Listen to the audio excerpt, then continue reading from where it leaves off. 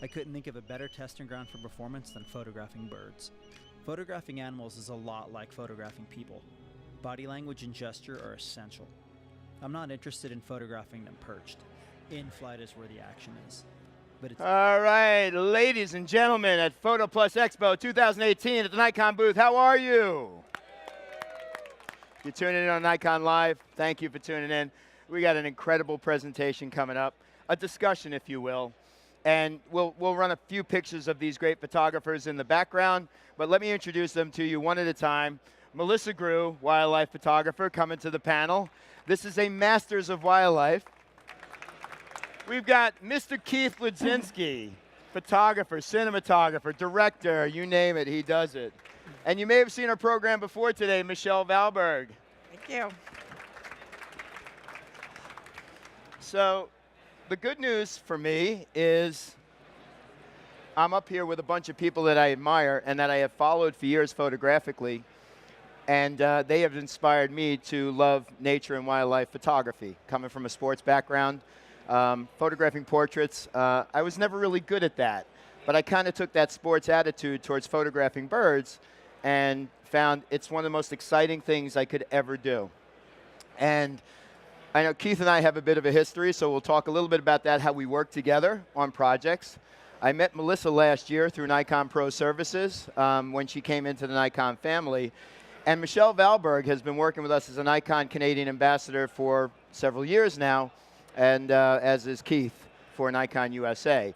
There is one fact about Michelle you should know. Remember when the lights went out in CES? No. Yeah, we lost electricity. It was Michelle that was on stage that blew up Las Vegas. Yeah. So she does take credit for that. I knew you were going to say that. I know. And we are a little bit touched, all of us, I think, in a way. Keith knows that firsthand. That's fair. Yeah. And I don't even know if I'm hot. Am I hot? Okay, there I am.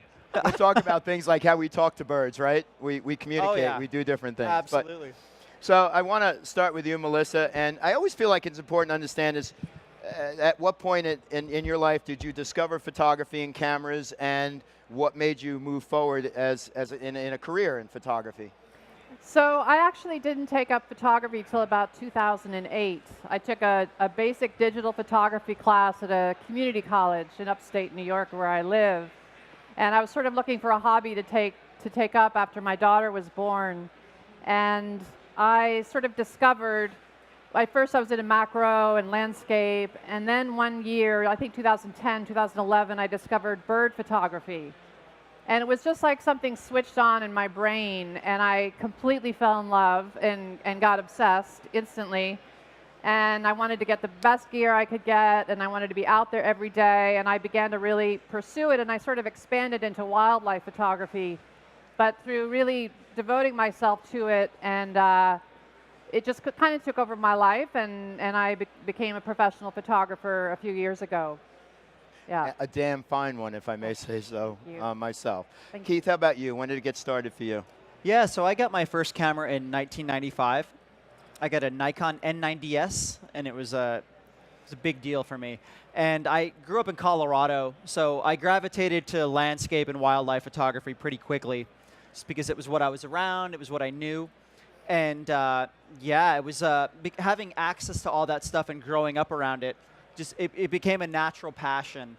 And I'm lucky to have taken that passion all the way through all these years later into something I get to do full time and to hang out with, out in nature amongst all this beauty and cool animals and things. So. Michelle? Well, my father gave me his camera, his FM, many, many years ago. Okay, 30 years ago. And I really wanted to be a golf pro at that point. And I picked up the camera. He told me to go take photos. And I came back and I said I was going to be a photographer. Then he also asked me what else I wanted to be. He's like, you're not going to make a living at photography, are you? So I studied it, and I've lived it for 30 years. And it's been a blessing to be able to do it as a full-time profession. And as you mentioned as well, like it's such a blessing to be able to do this. But I had to do all the other stuff. I had to do the weddings, and I had to do the portraits, and I had to do everything that I could in photography to make a living, always keeping the wildlife and the animals and the landscapes for my own personal, when I could go out and I could be in nature, that's when I got the greatest gift. Mm-hmm. But I love portraits still, and I still do a lot of portraits, but wildlife and nature is definitely where it really feeds my soul. Yeah, it's funny because I have a similar story to a lot of people where my dad had a dark room in the basement. Yeah. And we used to stay downstairs in the basement together with the developer and the fix that I can still smell in my nose, Oh. you know, right now. But I watched that fascinating process of prints come to life, and I think that's where it all started for me. Keith, you're always on the go. I mean, all of you are always on the go. But what drives you to go out and do what you do in these places that you go to? And I will cite that this man swims with alligators. Anybody else swim with alligators? And he asked me to do that. He says, don't worry, they're not going to get you. And I don't really believe him. But what drives you as a photographer? Well, let me just add to that, too. I really did try to get Mike to go do an alligator dive in the Everglades, and he completely got lucky in that. We went down there, and the water is actually diverted, and they actually control the water flow in the Everglades. So when we went, it was bone dry. And what he's not saying is he completely he At that point, I was saying, yeah, I'll do it, sure. yeah, totally. Yeah, then we get there and it was just mud. Anyway, what drives me is I'm just fascinated with nature in a whole.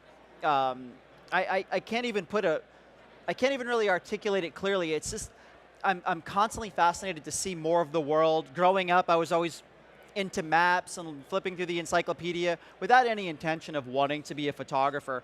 But as soon as I picked up a camera for the first time, it fueled that beyond anything I'd ever expected. You become a collector of memories, and the camera embodies this collection more than anything. And now these days, being able to roll video on it as well, is sort of a duality and passion. I'm just fascinated with how beautiful the planet is that we live on.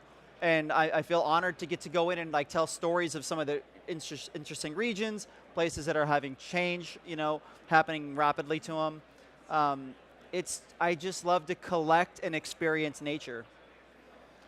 Melissa, how about you? What drives you to do Ditto. what you do? Ditto. Basically what it, You got to go better than ditto, though. There's got to be something deeper. No, I've been a nature lover all my life, even though I grew up here in New York City.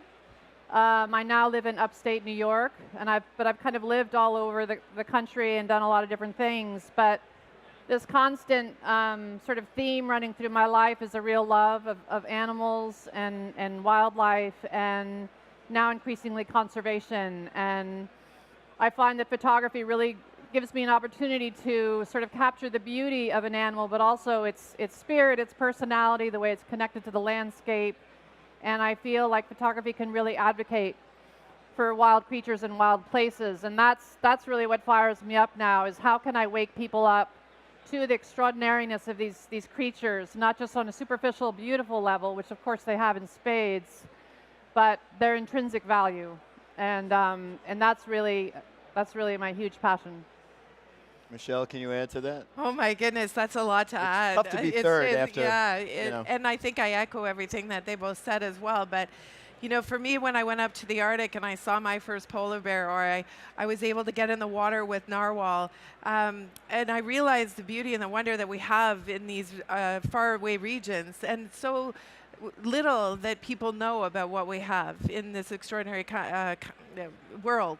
I say country because I do a lot of work in Canada, and I like to show people what we have and educate and use photography to storytell and just bring more awareness to what we have to lose if we don't take better care of our planet. That's beautiful, because I'm kind of a little sad to have to say that my motivation for wildlife photography was just to get out of the house. To not be bitched at, to do more things and more chores, and found a little lake. Anybody know where Stony Brook is, Long Island? That is my haven. That is where I go to get away from everything. So that's what it started for me, was just to get away from the house, which is probably why I'm divorced now. But that's okay.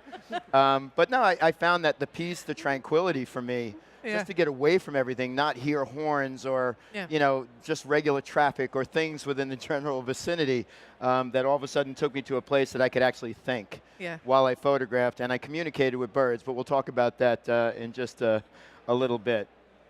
So Michelle, I think you are the extreme north of us, and you probably work in quite a few harsh conditions, difficult conditions. Think about some of the toughest conditions you worked in, and maybe tell everybody how you prepare not only your equipment, but yourself for shooting in those dangerous conditions or tough conditions. Yeah, and it is, as much as you have to prepare your equipment, more importantly, you have to prepare yourself and make sure that you're able to withstand the temperatures and the cold, and not get overexcited when you see a polar bear approaching you and that you don't have enough gloves on and it's minus 50 Celsius, and you know you have the potential of having frostbite in a nanosecond. So yeah, preparing yourself in extreme conditions is obviously very, very important, and what you wear, how you dress.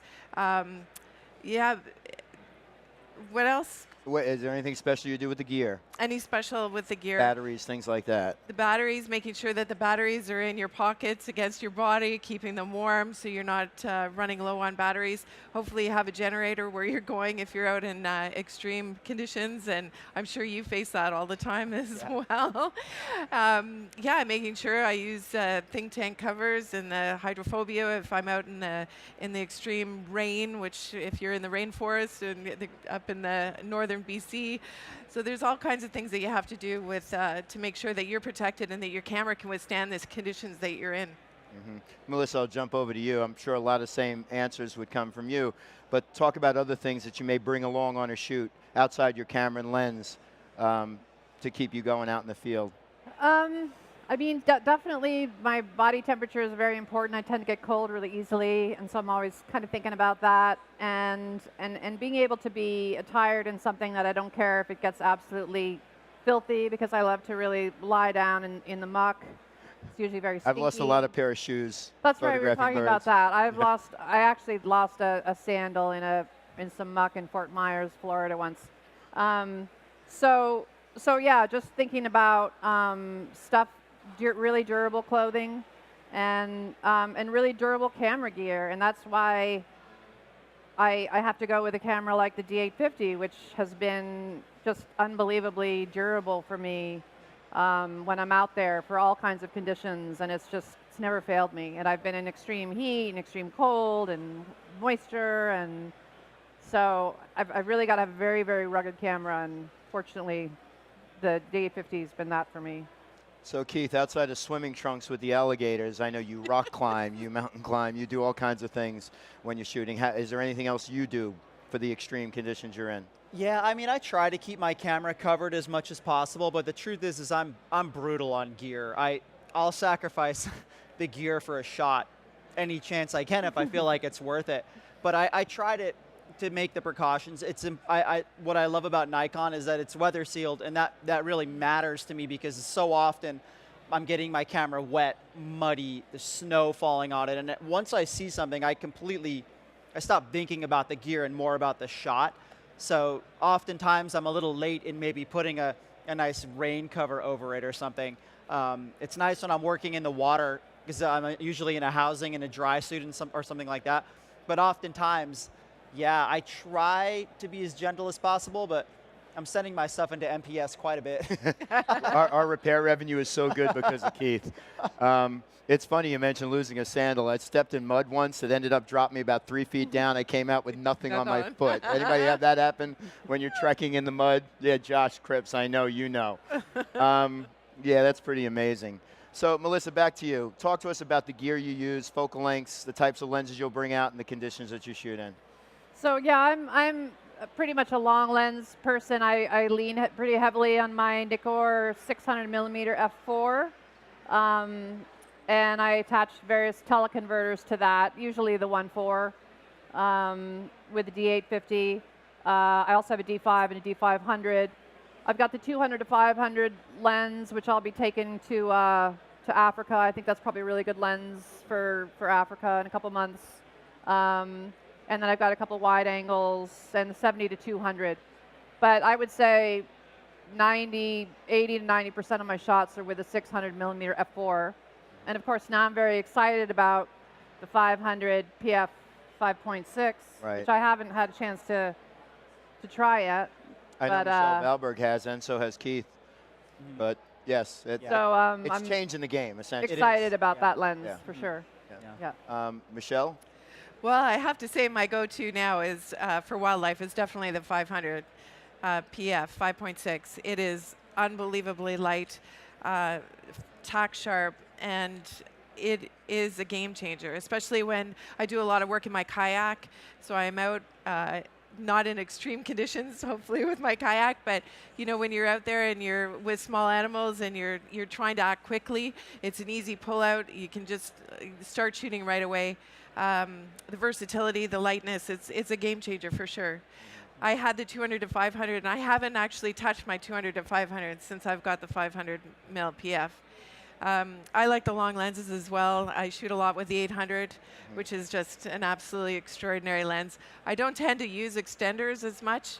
And I've also had field tested the 180 to 400, which is also an amazing lens that has the built-in 1.4 extender as well.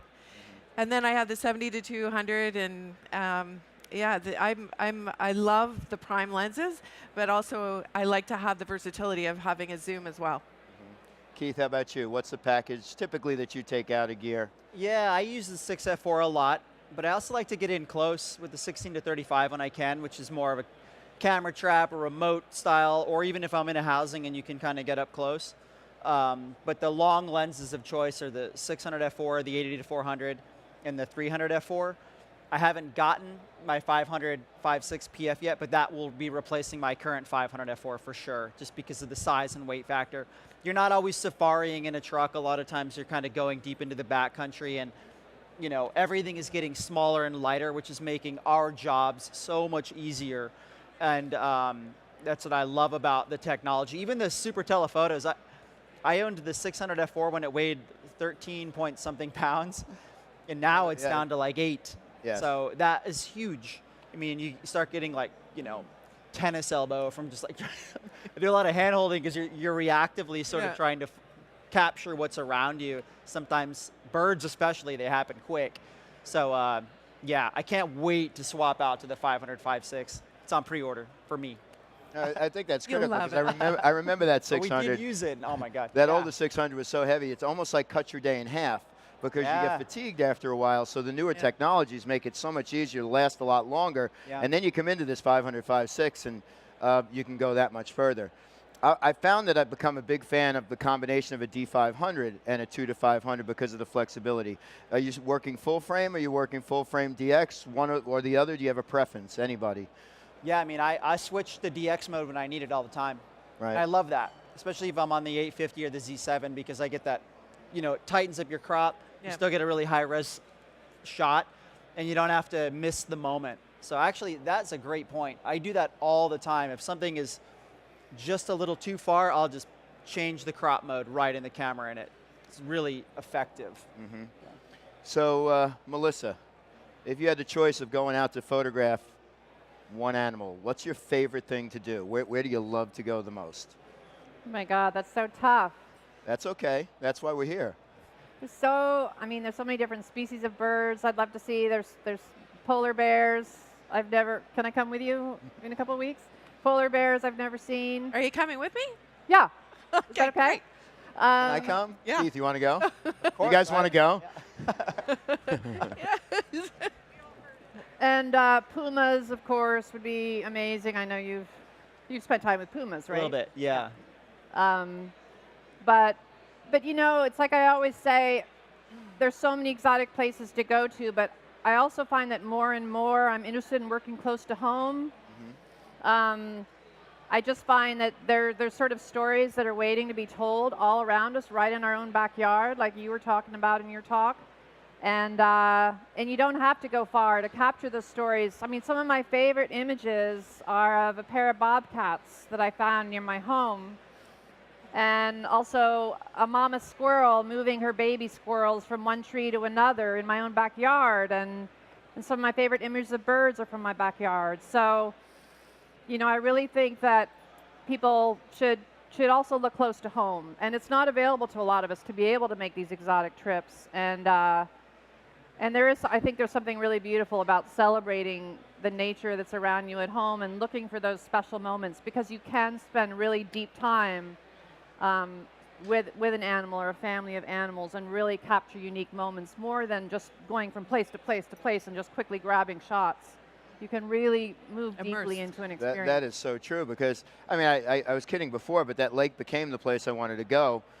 And I always felt like the more you go, the more opportunities there are. Even if you're redundant with your photos. You know, I make the same pictures of cormorants coming out of the water with a stick, over and over again. Right. But every once in a while, there's a new stick that'll come out, or a bigger stick, or how does that bird the actually light's fly hitting and the stay bird balanced with that? differently, or, yeah. And, you know, but I found by going back there, all of a sudden I started to, in my own mind, think it was my lake. And it was my place to be, and they were my birds, and they were my family, and that's when I started talking to them. Do you talk to birds? Of course. Does everybody here talk to birds? I try to will the birds to do things, and when they don't, I get very angry at them. You said They're you not my sang to bird them. anymore. You said I sing to them. I have a song that I constantly sing. It's "Come a Little Bit Closer, You're My Kind of Bird," and I do that to myself. And no one's out there, so they can't hear my. Can you associate with this? I know there are some nuts out there. You people out there in live streaming world, I know that. But no, I feel like I say, I get lost in my thought. I sing to myself, I sing to the birds. Keith, do you sing to birds and alligators? No, but I've seen you do it. For sure. Yeah. He caught me on the road. What would prompt you to want to swim with alligators? Was that a story for Geographic? Why would you go swim with an alligator? Well, yeah, I was working on a story at the time. It was a climate change story for Geographic, and so that was the main motivator, was really wanting to capture. Well, I mean, traditionally alligators are seen probably through a long lens, you know, and so I wanted to really get up close and How be close? in their habitat. When you say close, how close? Like inches close, yeah. But I worked with, I mean, there's no guarantee that you're not going to die, of course. But we worked with a really great biologist on the project. I felt like I was in good hands. He explained the behavior and the mentality of what that animal is going to be like as you approach it from the front. And I mean, so much of photographing wildlife is really understanding Behavior. what motivates that animal, Yeah. especially when you're working within that close a proximity without a camera trap or a pole or something that you would kind of have a safe distance from. Right. And it can become a little unnerving, but the truth is the camera, I imagine a lot of us in here can relate with this. A camera's an insulator. You get wrapped up in composition and what you're trying to do, and it gives you this the most clear-minded clarity that you can possibly get, and I think that's where the addiction of photography lives for many of us. And I think it was sort of touched on earlier. And even when you're even photographing wildlife like alligators underwater, I still get that. You know, I feel safe behind the camera, even though I'm probably not. But yeah, so I don't know. It's a peace of mind, but also the addiction to try to get something you've never shot before or shoot something in a way that you maybe hadn't seen before. That's the real motivator, you know, is trying to exercise some new part of creativity that you yourself maybe haven't tapped into. Sure. And that was why I was excited to do it. I've done it a few times since, and I can't. I would have done it if there was water there. I know you promise You can I go would have. again. Maybe next time. But Michelle, how about you? What do you love to photograph? What animals do you love to Oh, photograph? I love all animals as well, but know. I think bears are the ones that drive my addiction even Yeah. further. Being on my lake and being in my own backyard, though, is hugely important. We all don't have the means to travel to far distances, and it's amazing what we can experience when we're spending time in our own backyard. And it's wonderful to be able to have that camera to give us that ability, because we see things that nobody else sees, and we have experiences with animals that because we take a camera out and because we want to experience nature, that's given to us, and it's a real gift. So I love my backyard, but I have a definite love for bears. I think one of the things I think we all learned early on is education about those things. You had mentioned that before. What you're photographing is so important. How deep do you dig into, Keith, studying the animals that you're about to photograph? Where do you go for information? How do you figure it all out before you ever get there?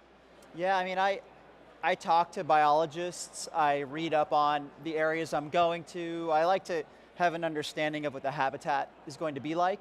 And also, if you're going for like a long period of time, like days on end, it also gives you an opportunity to watch the animal and see what it's reacting to, and actually get a hands-on opportunity to see how that animal moves and thinks. Right. But really reaching out to people or working closely with biologists is something I've been lucky enough to do. That gives you tremendous advancement early on. But if I don't have that, I oftentimes will read up extensively on what it is that I'm shooting. Yeah. Kind of get a better understanding of what I can expect. Yeah, and I think it's actually, this is such a beautiful community, and maybe you guys share the same sentiment. I've had several people come up to me to talk about the Eagles in Centerport here on Long Island and how Eagles have come back to the island. And I found that the community loves to share with each other, so I'm reaching out to people that are already doing things that I'm not doing. I had a gentleman showing me on his phone these beautiful eagle pictures, saying, oh, you got to come out there. And I found a lot of wildlife photographers are gracious to other photographers to say, hey, this is where I'm going, this is what I'm doing. And not have that ego saying, oh, I don't care if you go there, you know, you can't go, that's my place.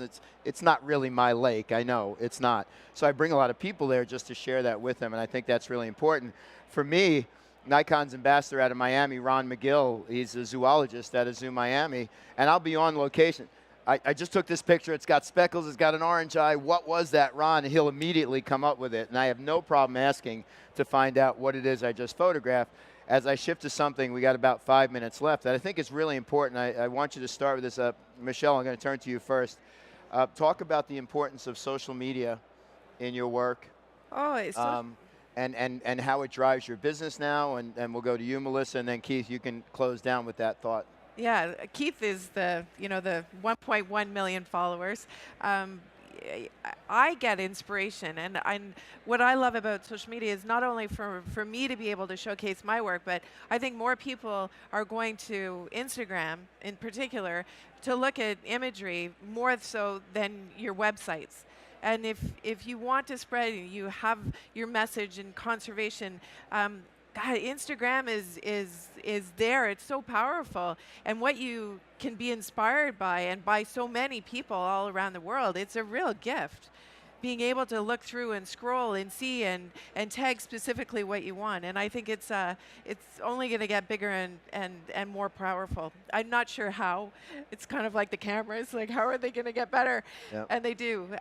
But yeah, Keith, I can't wait to hear what your thoughts are, but I mean, it's an extraordinary way to communicate and to spread your message and to galvanize people into your community. Mm-hmm. Melissa, how about you? How do you handle social? Yeah, and do you do this on your own? I'm sorry? Do you do this on your own? I know some people hire social people. Oh God, too. no. No, I do it on my own, yeah. Oh. And it's hard to find the time sometimes, but I do think it's really important, not only to sort of brand yourself, so to speak, but for me, why I really love it as a platform, particularly Instagram, but Facebook as well, is to try to really educate along with my photos. And you know, we see so many photos every day. You look through Instagram, you see so many spectacular photos, but how do you stand out? How do you really reach people? And I feel putting words with your images and trying to educate, even if it's just one little detail, trying to connect with people and trying to educate, whether it's about a conservation issue, can really set you apart and really help you connect to viewers and educate at the same time. And so I sort of almost feel like as nature photographers, we're obliged to do that in a sense.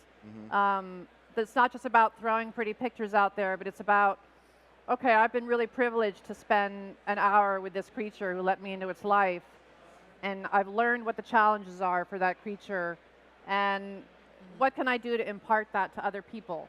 And you can be creative with it, but I almost just sort of feel like it's this mantle that we wear, this sort of mantle of responsibility to try to educate as well as just share beautiful photos. I think it's important because I've seen that in all of your posts, and Keith, I know that's kind of what drove me to you and Ron and you ladies, is that I picked something up every time I saw the picture. It wasn't just a beautiful image. Keith, talk about your social strategy and what you try to do every day. Yeah, well, I mean, I think social media as a working photographer has become kind of a publishing platform where you can carte blanche put out there whatever you want. It's a place where you can brand yourself. I've been really lucky in that I've had the opportunity to also have my work shared on other platforms for some of the magazines I've worked for, and that helps bring attention to the work you're doing. But it's also a tremendous source of inspiration for me, keeping up with other photographers I deeply admire, be them friends or just people I've admired from a distance. I think that the power of social media really allows you to kind of connect with those people on a certain way. But it really is, it's become a publishing platform and a place where you can, to Melissa's point, if you spent time on a story, or you had an extraordinary encounter, you can go out and share that. You're not really relegated to hoping a magazine publishes that content. Now you actually have a voice. And I think that's the really important thing about it. Excuse me, sorry about that. And again, it's a place where there's a community, especially for photographers. Instagram changed the landscape for photographers in so many ways, because it's all about the smartphone now. And I find it to be a very, very valuable thing to showcase my work, as well as to see what other people are doing and to motivate myself, inspire myself, and connect with people as well. That's great. So, each of you, starting with you, Michelle, what do you got coming up next? Where are you going next to make pictures? I'm going to Cape Churchill, deep within Wapas National Park, to photograph polar bears, fox, and whatever else we can find. Keith, where are you going? I'm going to Africa in November, and Torres del Paine for pumas in December. Gotcha. Yeah, just so you know, Keith and I now have an annual trip, right? We got 3 years running coming up. We're gunning for Africa for 2019. Yeah, it's a pretty Can I wild come? trip. Everybody's invited. Melissa? Melissa, where are you going next? What are you doing next? Well, I'm sort of staying home for a little bit. I've been on the road a lot the last 6-7 months, and I've got a little girl at home. So I'm gonna stay home for a couple months, and then start travel up again in January. I go to Tanzania for 2 weeks to lead a photo safari, basically. Very cool. Yeah. Well, I can't thank you guys enough for bringing your insight, your passion, and energy to our stage. I can't thank you guys enough for coming by to watch this, and if you're tuning in, thank you. We got more great education coming up over the next day and a half. And again, you guys are the best. You're welcome. Thank you, guys. Thank you, darling. Thank you.